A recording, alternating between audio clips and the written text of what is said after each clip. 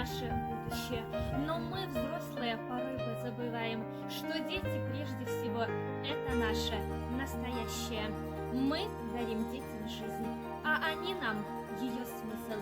И лучший способ сделать детей хорошими – это сделать их счастливыми. И в преддверии Нового года все работники государственного учреждения образования Мякинский учебно-педагогический комплекс Ясли-сад средняя школа хотят поздравить всех детей, и взрослых, и маленьких.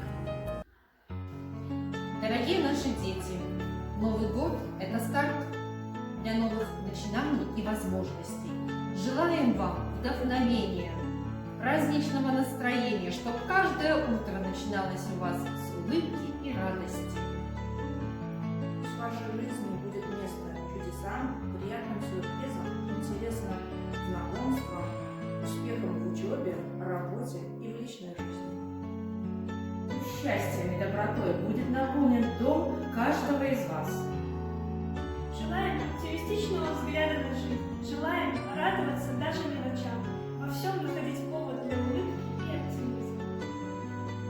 Желаю вам, чтоб любовь согревала ваши сердца, душа пела от радости, а жизнь засверкала новыми красками.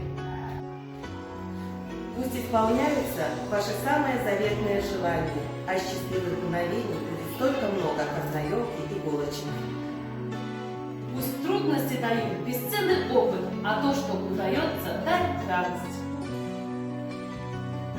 Пусть счастье, как волшебная снежинка, опустится на вашу ладонь и никогда не растает. Вдохновение сделали нашу жизнь замечательной, прекрасной, позитивной. И будет только хорошие новости.